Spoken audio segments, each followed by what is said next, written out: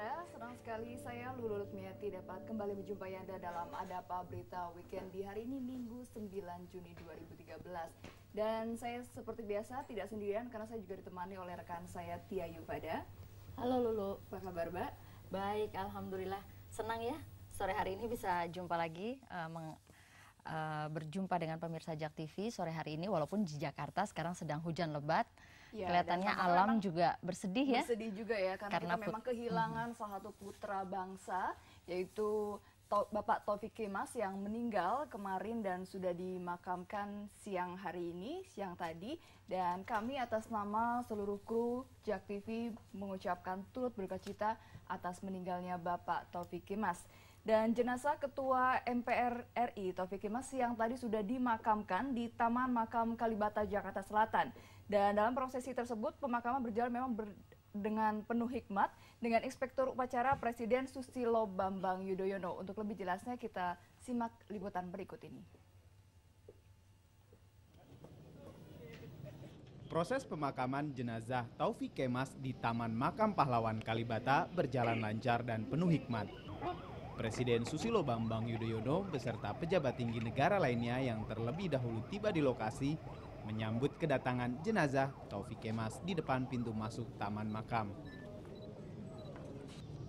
Gubernur DKI Jokowi dan rombongan turut menghadiri prosesi pemakaman. Prosesi pemakaman dilakukan secara militer. Penjagaan lokasi di pintu makam pun sangat ketat. Begitu pula dengan penjagaan saat jenazah dan rombongan tiba. Saat tiba di lokasi, jenazah langsung dikawal hingga menuju makam. Terlihat istri Taufik Kemas, Megawati Soekarno Putri, berjalan di sisi dan belakang iringan peti jenazah. Usai jenazah dimakamkan, Megawati pun meletakkan karangan bunga di atas makam. Begitu juga sejumlah pejabat dan tokoh memberikan penghormatan terakhir di depan makam Taufik Kemas. Ketua MPR Taufik Kemas wafat di Singapura Sabtu sore kemarin dalam usia 70 tahun. Taufik Kemas sempat dirawat beberapa hari di General Hospital Singapura. Sebelumnya pada 1 Juni 2013, Ketua MPR Taufik Kemas menghadiri peringatan Hari Jadi Pancasila di Ende, Nusa Tenggara Timur. Usai menghadiri acara kenegaraan itu, Taufik Kemas kelelahan dan langsung dibawa ke Singapura untuk perawatan. Ya, dan selain itu pemirsa, Sabtu malam kemarin Presiden Susilo Bambang Yudhoyono di kediaman JKS menyampaikan jumpa pers terkait dengan wafatnya Ketua MPR Taufik Kemas. Presiden SBY mengimbau rakyat Indonesia untuk mengibarkan bendera setengah tiang sebagai tanda duka atas meninggalnya Taufik Kemas.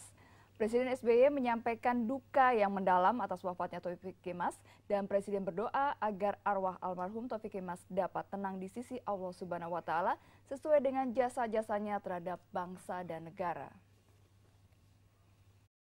Jawa Barat usai menggelar rapat koordinasi dengan para menteri dan Panglima TNI terkait rencana pemakaman dan serangkaian upacara kenegaraan almarhum Taufik Kemas, Presiden Susilo Bambang Yudhoyono memberikan pernyataan bela sungkawa atas meninggalnya Ketua MPR RI Taufik Kemas.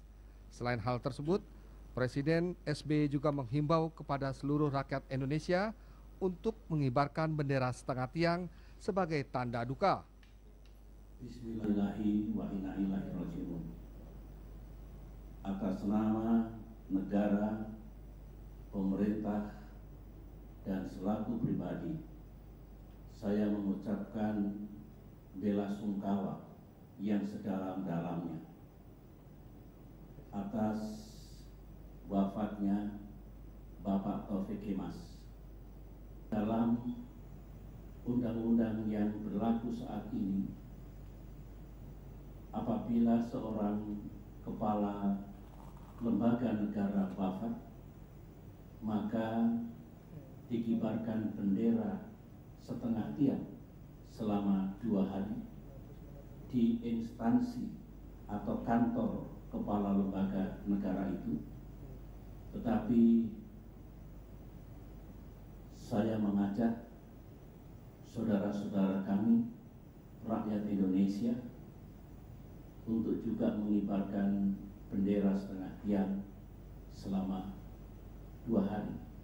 Ini sebagai wujud dari penghormatan dan kecintaan kita kepada Bapak Taufik Kemas, salah satu negarawan kita.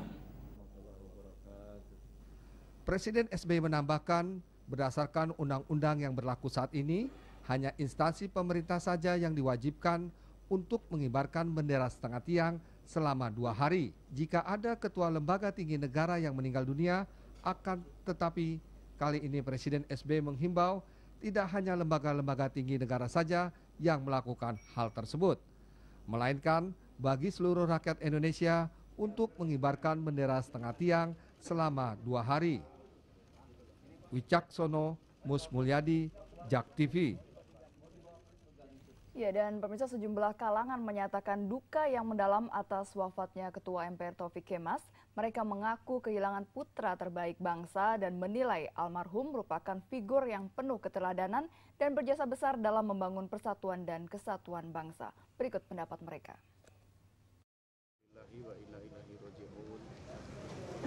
Kita sangat kehilangan dan bersedih atas meninggalnya Bapak Haji Muhammad Taufik Kemas, seorang tokoh senior, tokoh politik nasional yang luar biasa berpengaruh di Indonesia. General Hospital apa? Ya, Singapore General Hospital. Sakitnya apa jadinya, Mas? Ya, terutama kan Mas Taufik sakit jantung. Terakhir ketemu kapan, Mas? Kapan meninggal? Kapan ya? Saya juga udah lupa ya. Kayaknya belum lama ini deh untuk ada acara gitu. Bagaimana perjuangan beliau soal memajukan itu bisa kita lihat, dan satu hal yang ditinggalkan Pak Taufik yang fenomenal menurut saya soal 4 pilar itu, 4 pilar kebangsaan itu. Yang mudah-mudahan kami juga atas nama PD Perjuangan memohon maaf apabila juga dalam sikap dan perbuatan beliau selama Pak Taufik. Saya tentu sebagai Ketua DPD RI mengucapkan duka cita yang dalam ya, karena kami sama-sama bertugas di Kompleks Senayan, dan di mata kami beliau itu adalah seorang negarawan besar, dan beliau ini yang menjaga pilar-pilar kebangsaan. Dan saya tahu persis beliau itu secara fisik memang dari awal pun juga kita tahu semua, tapi semangat beliau itu yang sangat luar biasa. Sehingga saya merasa sedih karena kita tahu beliau meninggal dalam masa dinas ya. Beliau orang yang sangat cair di dalam pergaulan politik. Meskipun kita berbeda, dan termasuk saya sering berbeda dengan beliau di dalam beberapa permasalahan, tapi hubungan saya senantiasa akrab. Meskipun kita kritik, tetapi dia senantiasa tetap senyum. Ya, itu tadi komentar dan kesan dari para sahabat mengenai almarhum. Dan di JAK TV juga kita sudah kedatangan salah satu tokoh nasional yang juga mantan ketua MK dan juga adalah salah satu teman dekat dari almarhum Taufik Kemas. Sudah ada Bapak Mahfud MD. Apa kabar Pak Mahfud? Baik, alhamdulillah. Baik, dan juga sudah ada Mas Arianto, seorang jurnalis dan juga penulis ya. Mas Arianto, apa kabar? Baik, alhamdulillah. Baik, nah kita ingin mendengar juga nih ya sosok Taufik Kemas ini mungkin di mata Pak Mahfud ini seperti apa? Mungkin ada kenangan yang tidak terlupakan dari almarhum. Iya, kalau ada kenangan kolektif ya yang tadi sudah dinyatakan oleh para tokoh bahwa Taufik Kemas itu adalah seorang nasionalis yang menjadi pemersatu berbagai kekuatan politik yang berbeda gitu. Tapi secara pribadi saya memang punya kenangan banyak dengan Taufik Kemas sebagai senior gitu. Pada tahun 2000 saat awal Presiden Abdurrahman Wahid itu mengangkat saya sebagai menteri, tahun 2000 tuh dulu di mana, SMA, SMP? 2000 saya masih kuliah, Pak. Masih kuliah. Sudah tahu ya? Sudah tahu, sudah dengar-dengar ya. Ya, bahwa ketika saya diangkat menjadi Menteri Pertahanan, masyarakat tuh protes. Ini orang mana, dari mana karirnya kok tiba-tiba jadi Menteri mencuat Pertahanan. Gitu ya, mencuat. Yang diprotes oleh masyarakat, LSM dan tokoh politik juga adalah Priyadi, Menteri Keuangan. Jadi Mahfud dan Priyadi ini orangnya siapa kok tiba-tiba masuk ke situ.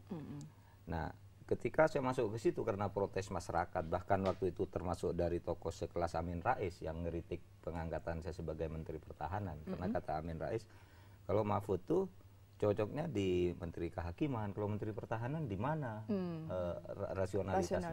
Gitu. Nah, dalam keadaan gitu saya gamang masuk ke situ, bahkan saya sempat mau mundur gitu daripada bikin kisruh gitu. Nah, tapi tiba-tiba saya diundang makan malam oleh Taufik Kemas, memberitahu, Dek jangan gamang menjadi pejabat itu, apalagi mimpin tentara juga jangan fobi gitu. Itu kan waktu itu isunya juga Mbak Mega nggak suka, isunya nggak setuju. Nantilah saya pertemukan dengan Mbak Mega gitu. Habis itu dia cerita banyak gitu, membesarkan hati, padahal baru kenal saat itu. Sudah itu lalu diantar ke Mbak Mega sama dia, Mama ini nih Menteri Pertahanan yang baru gitu.